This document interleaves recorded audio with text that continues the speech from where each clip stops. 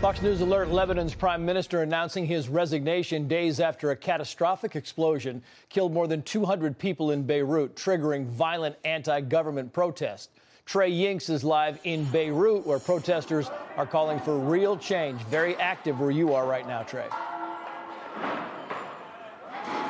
Trace, good morning. Protests have erupted once again outside of the Parliament building in Beirut, just 30 minutes after a moment of silence was held for the victims of that blast last Tuesday. I want to show you the scene here.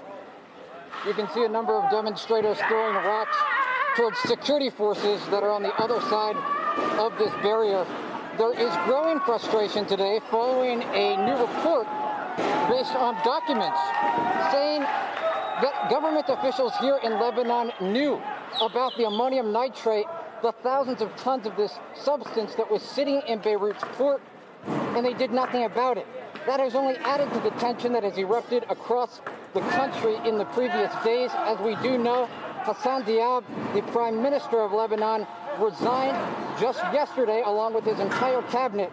So there's a lot of uncertainty for where the government heads from here.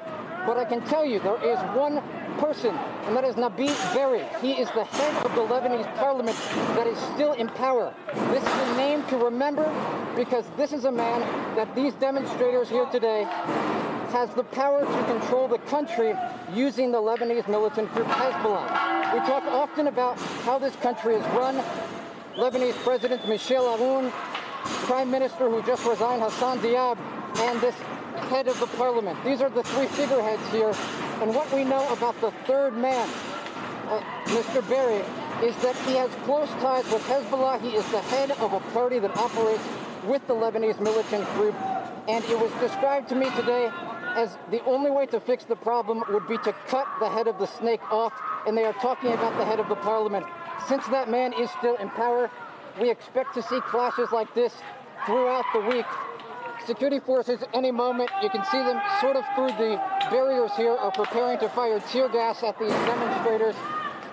The Lebanese flag today being flown across the city, but the pain and the grief following that explosion last Tuesday still permeates throughout the city. Much of the debris behind me is not caused by these demonstrators. It was caused by that blast that displaced more than 300,000 people here in Lebanon. Trace? I know the chaos around you, Trey. Can you talk about whether it's more widespread or is it relegated to right in this area by Parliament? It often starts in this area next to Martyrs Square, where we saw most of the demonstrations throughout the weekend. Stay with me here 1 second, Trey.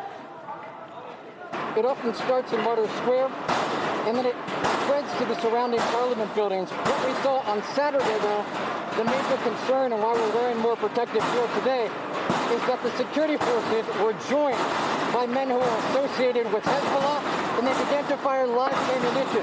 Our crew was pinned down multiple times this weekend, and we're trying to avoid that today by staying on the side here. As you can see, just since we've been talking, Chris, the tension is rising. Oftentimes, things will go from a very placid environment, people holding flags and chanting that they would like to see regime change and revolution. Oftentimes, that deteriorates very quickly into a chaotic situation, like we saw last night with the military and the security forces working their way up the street, firing rubber bullets and tear gas to push back the protest. Couple of questions, Trey, and I know you're in kind of it appears to be in harm's way there. I don't want you to get in trouble, but what's the reaction been to the media on the ground there, especially your group, and on the other side of that wall that these protesters or vandals or whatever you want to call them are throwing rocks at? Is there anybody who's been responding? Are there people inside that are coming out and responding to these acts? Any forces at all? Yes, just up the street, there are Lebanese security forces that are staging. And off in the distance, as you and I have been talking, we saw tear gas fired. Any minute now, tear gas will be fired behind us here. Because the protesters, I'll have my cameraman pan over, are actually making their way into the area where the security forces are at. And when that happens, we see a massive escalation. Just yesterday, they were able to tear down one of the concrete barriers that separates the two sides, and this led to a chaotic scene. Stay with me, Trace. I'm going to show you exactly what's happening right now. can see the security forces. Stay with me, Trace. I need to give some instructions to my team here. Guys, we need to get off onto a side street because we're going to work their way down here fast. You can see off in the distance, Trace, those security forces I was talking about that were preparing to fire tear gas towards the demonstrators. They have now arrived at the end of the street, and these protesters are now trying to confront them directly. If you look off to the left here, there's some smoke rising up. One of the protesters just threw something that was on fire. I'm going to let you listen to the scene here, Trace, because it's quite a remarkable scene. This is an example of what happens on a daily basis here as these demonstrators are calling for regime change. Watch out, get back, follow me. They're firing from above. Look, turn, pan the camera right there. You can see tear gas canisters that are landing on the street. Pan to the left here, to the left. You can see the street here. There's the tear gas we were talking about. And just stand by here. So Trace, the scene here, a familiar scene. The tear gas. Stay with me here, show them the scene here for a second.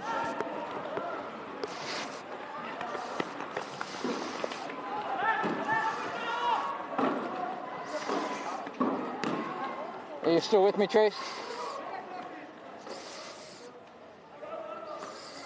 Trey, it's Sandra, and we're all taking in these live pictures with you. We're taking this in together. I'm with you, Sandra. Thank you for your reporting on the ground there. Okay. So, Trey, if you could Sandra, talk what about... we're seeing here again are... Go ahead. Certainly, go ahead. Trey, I'm sorry. The communication's obviously difficult. We appreciate what you're doing. Please stay safe.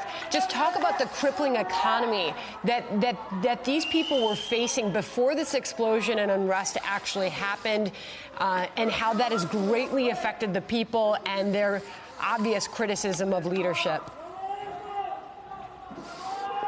Yeah, Sandra, the situation for the Lebanese people was deteriorating before this explosion 1 week ago. We saw hungry people and an economy that was suffering in the wake of COVID-19. There's been a lack of leadership, and that is something that these demonstrators say has been systematic. Oftentimes you hear chants and you see slogans against the Iranian regime. They're concerned that Hezbollah, the real group in power, is getting all of the attention, while the hungry children and now the hundreds of thousands of displaced people are getting no attention. It has been a common